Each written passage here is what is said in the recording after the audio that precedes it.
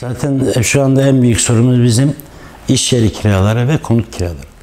Yani Gaziantep'te bu son yılda %100 oranında kiralarda artış var. Ve birçok esnafımız da dükkan sahipleriyle ya icralık ya mahkemelik.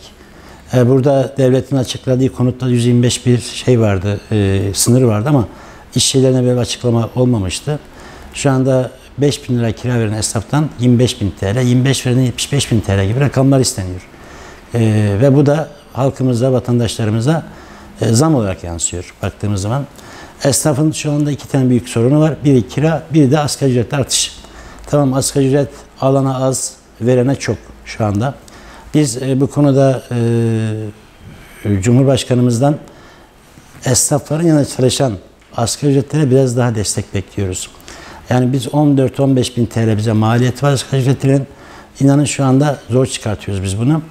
Ve beklentimiz de en son bu EYT ile ilgili olan sıkıntı sorunlarda işçilerle, SSK'larla ilgili bazı çözümler bulunuldu ama esnaf umduğunu bulamadı.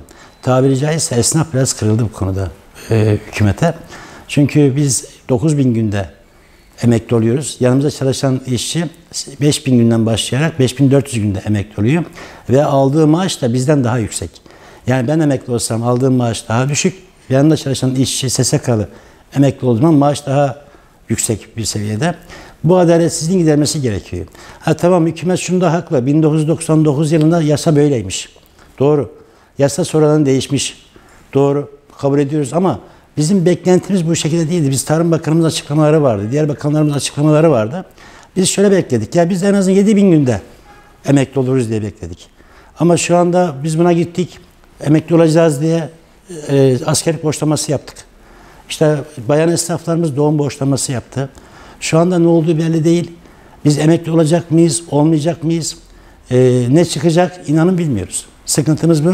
Ben Cumhurbaşkanımızdan, Sayın Cumhurbaşkanımızdan en azından bir iyileştirme yapmasını bekliyoruz esnaf olarak. En azından bir 9.000 olmaz da 7.000 olur, 7.500 olur. Veya bize geriye dönük borçlanma. Yani tamam biz 9.000 emekli olalım. Örneğin 99'da ben Bağkur'um var. EYT'ye giriyorum. Yaşım kurtarıyor. Ama Bağkur primim 9.000 gün olduğu için tam dolmamış.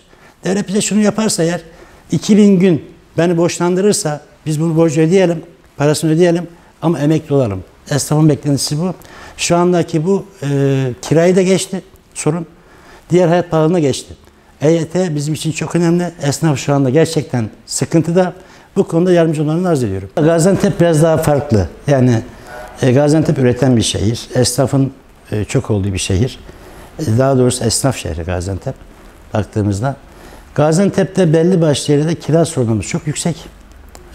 İş yeri bulamıyoruz. Bazı mesleklerde şehir dışına taşınması gerekiyor. Orada yer bulamıyoruz. Yani bizim demir dökümcüler, otomakinacılar, yani birçok meslek dalında bizim yer arıyoruz. Yani şehir içinde sığmıyoruz artık. Bir çıkmamız da gerekiyor. Örneğin şu an otomakineye bir sürü tamirci var. Yeni ustalarımız var. Ama dükkan yok. Marangozlar, demir doğramacılar, işte sanayi tipiyle uğraşanlar, esnaflarımız tamamı şu an yer arayışında. Yer yok. Bir de kentsel dönüşümden dolayı çıkaran esnaflarımız var. Ruhsat alamıyorlar bunlar. Çünkü binası tehlikeli bina veya yıkılmak üzere olan bina. Bir an önce bunun çözülmesi gerekiyor. Yani bu konuda biz Büyükşehir Belediye'mizle, Şahinbey Belediye'mizle ve Şehitkan Belediye'mizle görüşüyoruz. Uygun yerler arıyoruz. İnşallah Milli Emlak'tan Büyükşehir'e yer geçerse biz de oradan alıp esnafımızı rahat ettireceğiz diye düşünüyorum. Yani biz Gaziantep dediğim gibi üreten bir şehir. İnan artık sığmıyoruz yani. Mahalleler arasına sığmıyoruz. Biz buradan çıkmak istiyoruz. Trafiği de sıkıntıya sokuyoruz. Hem şehir trafiği rahatlar, hem esnaf rahatlar, hem de biz daha güzel, daha kaliteli işler yaparız. Uygun mekanlar olursa diye bekliyorum. Merkezi hükümetten beklentimiz esnaflar olarak dediğim gibi bir Bağkur primimiz yüksek. Ödemekte zorluk çekiyoruz. Bağkur'a borçlarımız var, ödeyemiyoruz. Şimdi hükümetimiz bir yapılandırma yapıyor, bir af çıkartıyor.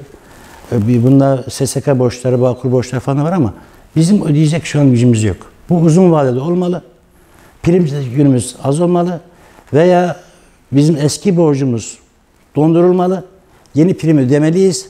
Daha sonra emekli olacağımız zaman da o prim borcumuzu ödemeliyiz. Yani yoksa 40 defa da af çıksa biz bunu yine ödeyemeyiz. Yapılandırma yaptığımız zaman hem yapılandırmayı hem de Bağkur'u ödeyemiyoruz. İkisi bize ağır oluyor. Bunun bir tanesi ertelenmeli.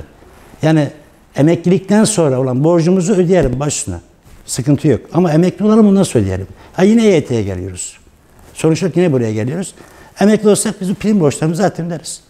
Yani sıkıntı yaşamayız. Yerel yönetim beklentimiz de şu.